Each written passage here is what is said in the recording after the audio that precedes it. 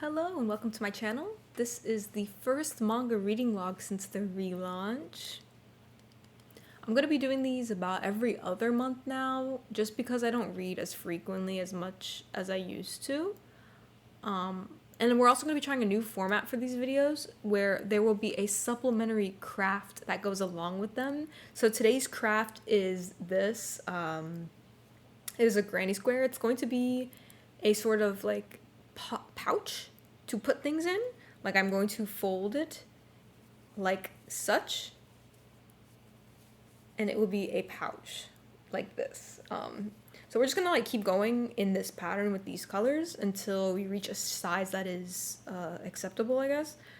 So yeah, today we're starting with a small craft. We'll start to like elevate them as we go. But with that being said, we can hop into the actual manga reading log that everyone is here for. The first series that we'll be talking about today is Kamisama Kiss. This is like one of the top modern shoujo series, I feel like, so I'm a little embarrassed that it took me this long to get into it, but like, better late than never. So the plot of the story is that we follow a girl named Nanami, and Nanami was abandoned by her gambling addict father, and she finds herself homeless at the start of the series. She runs across a strange man who grants her a kiss on the forehead and tells her to go to a specific location to find a home. Turns out this man has granted Nanami with god powers, and she has become the god of a shrine, which will become her new home. At this shrine lives a yokai named Tomoe, who's a bit sassy and jaded after being abandoned by his previous master. Tomoe quickly becomes the Shinji to Nanami and helps her learn the inner workings of the world of gods and spirits. I will preface everything I have to say about Kamisama Kiss by saying that there is an age gap with this series. Tomoe is an ancient yokai who has lived for 500 plus years prior to the start of the series, while Nanami is a regular human teenage girl.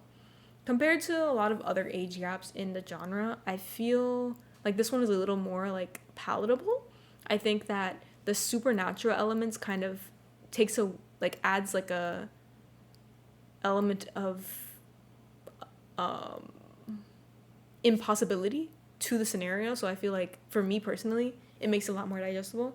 But at the same time, I totally understand if that makes you uncomfortable. So I will like start everything off by saying that this is an age gap series. But other than that, I will say that the series was spectacular from beginning to end. I think the theming of the series is very strong. One of Tomoe's biggest gripes with Nanami and just like in general is that he does not believe in love between humans and yokai, and I think that like is the central theme for the series, and I feel like a lot of the different side characters demonstrate this concept of like love between humans and yokai, whether it be romantic love, platonic love, or even like a familial type of love. And it's so interesting because I feel like I see posts for romance series online, and whenever I see posts and I never see anyone talk about side characters, I feel discouraged to get into the series because I feel like that implies that the series is just the main couple and nobody else matters. And I feel like that's something that Kamisama Kiss struggles with, is that most people just talk about Tomoe and Nanami, but the truth is a lot of the side characters in the series are actually really fleshed out and have good background stories. One particular instance that like always has stuck with me since I even finished Kamisama Kiss was this couple with a yokai woman named Himemiko and a human boy named Kotaro. Yeah, so Himemiko had a crush on Kotaro, the human, and this was something that happens very early on in the series. Nanami and Tomoe end up helping her by granting her like a human-like form so that she can go interact with him and like become friendly with him, and they get really close to the point where they start pursuing an actual romantic relationship. And Nanami always thought this was really cute, but Tomoe was always like against it. But one of the climactic moments for them was when Himemiko had to kind of like take away this human exterior from herself. And even though Kotaro the human saw her in her yokai form, he still realized that that was still her and loved her despite that. And I thought that like whole arc and the resolution of it was really beautiful. And I think that that's like the first instance of Nanami and Tomoe seeing that like their relationship could be possible, even though it's like the roles are kind of flipped in a way. Another arc I really love in Kamisama Kiss is the one with Akurao. He is one of the like other, I would consider him like a main character because he's so important throughout the entire series. So basically he is like the bestie of Tomoe when Tomoe was like a very bad yokai in his past. This was like his right hand man and they were like best friends, partners in crime. But things happened, Tomoe and him kind of drifted off, and there was like a very permanent rift in their friendship because of some things that occurred. And I think that throughout the series, you get to see Akura'o's like disposition change towards humans. And I just really loved this dynamic between Akura'o and Tomoe because it gave Tomoe an option for like a platonic love. Because obviously him and Nanami have a romantic love for one another, but I think that Akura'o and him had a very deep set, like, platonic soulmates thing going on. At least that's how I read it personally. I also really loved the resolution of Akura'o. I feel like there were some parts of the ending that were, like, kind of confusing me or losing me, but, like, the payoff was really good. I think that the ending was very strong for Kamisama. Other than side characters, we can finally talk about the main cast, or I mean the main two love interests. I really love the dynamic between Nanami and Tomoe. I think there's like an interesting power dynamic going on because, like I mentioned, there's an age gap, but at the same time, the person in the position of power is not really Tomoe, it is Nanami because she is the god and he is her servant, essentially. Which leads to like really interesting scenarios because he's more like knowledgeable, but she's the one calling the shots. And so they kind of like butt heads and they have really good banter because of this. Even outside of like the god powers that she also has like a level of like upper hand against him because even though he has been alive for 500 plus years, he also has no experience with humans in the human world. Like he has lived in the yokai spirit world his entire life. So like him being like introduced to school and like having to understand the concept of like high school and like school trips and like all the different like social dynamics that come with being in school was very interesting as well. I think one thing that sets this pairing apart from other pairings is that they both have like a slight edge to them. Like they don't put up with bullshit. Both of them, Nanami and Tomoe, he's like a sassy man and then she's just like kind of feisty. And I really like that about both of them. It leads to really good banter. And even though they do argue and like bicker a lot, I feel like they both have a very strong, deep care for one another. And the slow burn was really nice because like watching Tomoe slowly realize that like he has feelings for her was like so satisfying to like read and watch happen. It was truly, truly excellent. But I do think one of my biggest critiques about the series comes from one of the most important arcs of the series, in terms of like, I wouldn't say it's the climax, but it's like the rising action, I guess, or like a mini climax. But it is a time traveling arc. Time traveling is like very funky to me sometimes. This is coming from somebody who's a Tokyo Revenger stan, so like take that with a grain of salt, I guess, but like sometimes the logistics of time traveling like really, I can't suspend my disbelief for too long with it. And I feel like with her specific instance, like the stakes were very low. Like she was very easily able to jump between the past and the present. And I was like, all right, that's cute. Where's the stakes at though?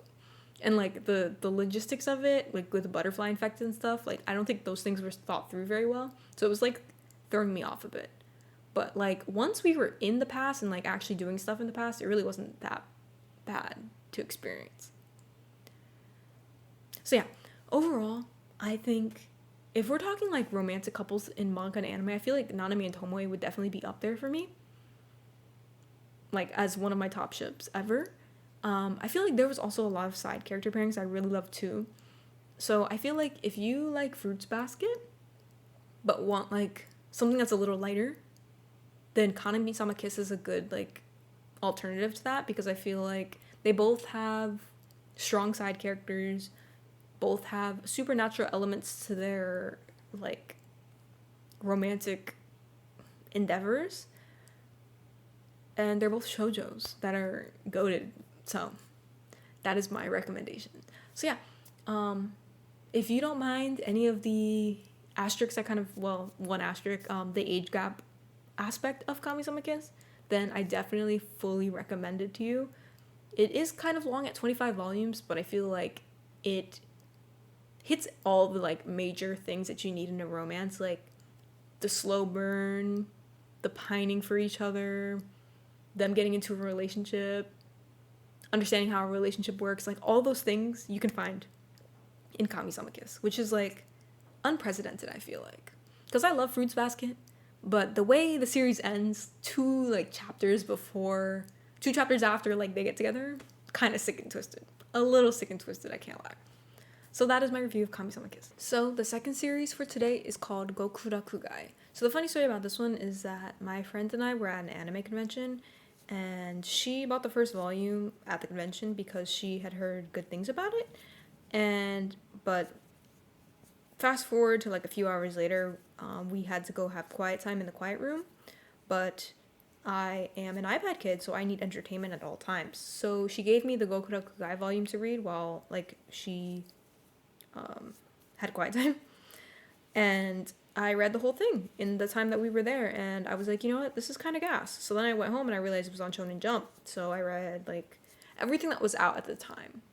So I might be a couple volumes behind now, but at the time of writing this down and at the time of reading all the things, I was caught up. This series is about this duo with an older woman and a teenage boy, and they both run this private investigation firm where they call themselves the problem solvers, but the truth is they fight these otherworldly beings called manga, which are basically what become of humans after death. Slowly the two begin to uncover a lot of mystery surrounding the manga within the city.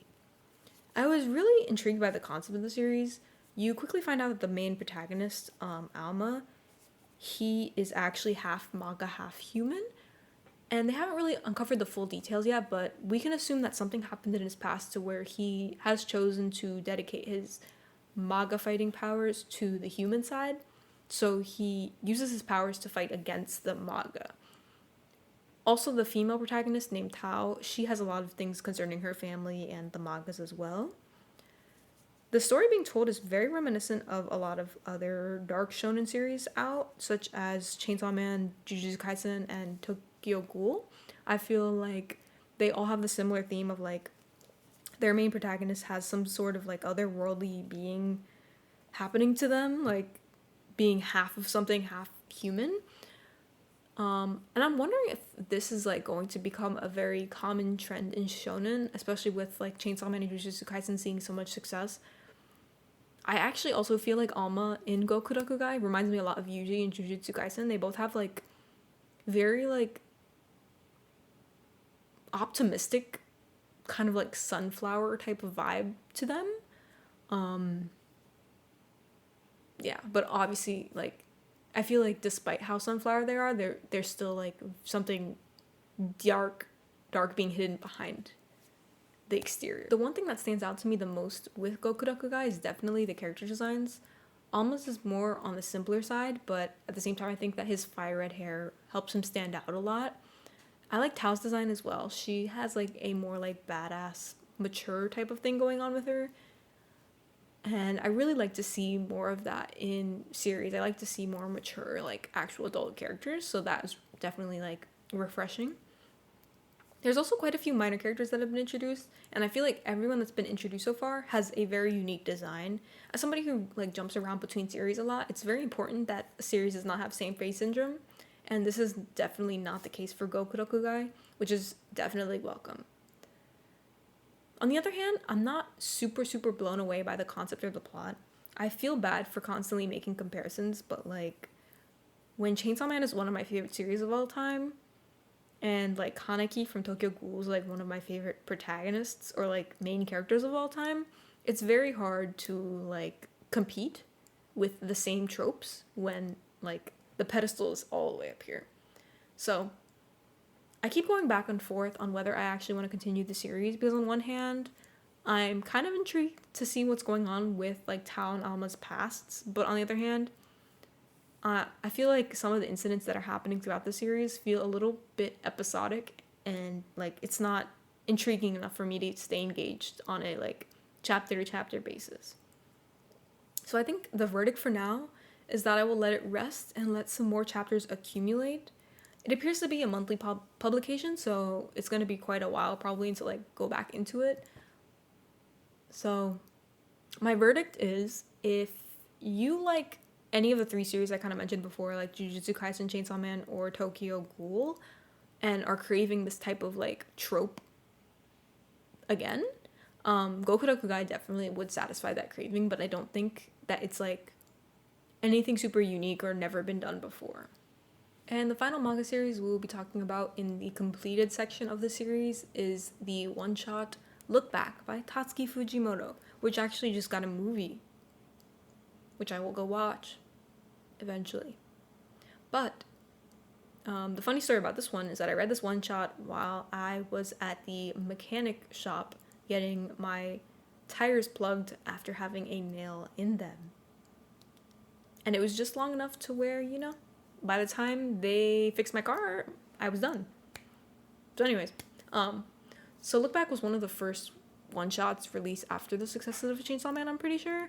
So the story follows the elementary girl student named Fujino, who is known for drawing the manga panels in the school newspaper. She's always gassed up for having really funny and compelling manga panels, but they eventually added a second artist to the newspaper named Kyomoto, and she was definitely the better artist between the two of them, which kind of pushed Fujino to want to become a better artist. So she ended up studying nonstop and getting better at art. But by the end of the school year, the two artists end up becoming acquainted, and Kyomoto was a huge fan of Fujino's work. So they ended up becoming like mangakas together. But of course, in classic Fujimoto fashion, things can never be that peaceful. So things go south pretty quickly in this one shot. But out of all the like Fujimoto series I've consumed or like heard of, or like am aware of, I guess, between like Chainsaw Man, Fire Punch, even Goodbye Eri, I feel like this one is definitely the one that's most grounded in reality. I do love a lot of the off-the-wall stuff that Fujimoto comes up with, but I feel like this one really stands out because of how like realistic it feels. I've been really like into one-shots or like shorter series lately, just because I think it's very like important to be able to tell a story with a strong beginning, middle, and end. I feel like a lot of serialized stuff ends up missing that mark because of like the politics that come along with like being in Shonen Jump or whatever like respective magazine you're in. If you're writing a one shot, you don't have the opportunity to be axed or like dragged out because it's just one shot. So I feel like that is a really good telltale sign of like a good writer, is if they can write a strong one shot. Unfortunately, since it is such a short series, that means that I can't talk about it too much without giving out any spoilers. So if you have not read Look Back, I implore you to do so. Again, I also mentioned there will be a movie. Well, there is a movie. And it's like currently airing in theaters as I'm recording this. So it might be out like on streaming. I don't know how long that takes. But there's a lot of different ways to consume the story of Look Back by Tatsuki Fujimoto. So you have no excuses, so just get into it. But if you have read the series, then we're going to start to enter like a spoiler territory now. I really enjoyed the ending of the series. I love the little like time travel / flashback to like what could have been for Fujino and Kyomoto if the incident did not occur. I think it was really good characterization for Fujino to have this like innate feeling of wanting to go back and like save Kyomoto and like be the one to fight a literal serial killer just to save her friend. I really liked how it had the supernatural feel to it because of like the sudden jump in time, but the truth was that it was literally just like a like daydream or like just something that she thought of. It was just a hypothetical scenario. It really helped bring all of like the odd happenings of Fujimoto work while still, again, keeping it grounded, having more realistic aspects, which is something I mentioned before. It's a very realistic series, or realistic one-shot. I love this and also Goodbye Eri.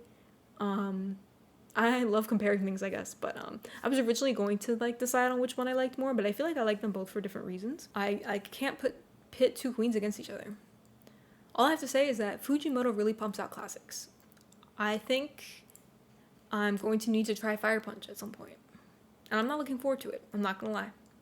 But I think, like, to be a true Fujimoto stan, I need to read Fire Punch, but I'm very concerned. But one of my friends actually read it recently, so it's got me a little, like, ready, I guess, for it. But, yeah. Fujimoto is my goat. Look Back is great. Again, if you have not checked out Look Back, you have genuinely no excuse. It's so short. There's a movie. That's all you need. So the final series that we will be talking about today is one series that I am currently in the process of reading, and that is Gentleman's Alliance Cross by Rina Tanemura, she is the mangaka behind Full Moon or Sagashite. I love her art style more than anything in the world. I feel like the art here, this artist was definitely inspired by Rina Tanemura. I don't know if it's in frame. I'm sorry, I'm not gonna check. I have a Full Moon piece here too. I really like that series, and I love her art style. And I feel like Rina Tanemura is like this staple like shoujo art style in my mind. Like when I think of shoujo art, I think of her. But despite like my like extreme love for her, I feel really embarrassed again because the only series I've read by her is Full Moon. So my second series is going to be Gentleman's Alliance Cross. So this series follows a girl named Heine, who is a student at a prestigious academy. A prestigious family adopted her, so she's not actually the true heir to their company, but either way, she's in love with the emperor of the school, which is essentially the title for like the highest student council role. She loves him because he gave her very empowering advice when she was going through the initial adoption period. But basically she's fighting for his love despite him being quite cold to her. And she ends up joining the student council. At least that's basically all I've gotten so far. I've only read the first volume of the series. I feel like it's quite interesting to say the least. I'm kind of feeling lukewarm about it, to be honest.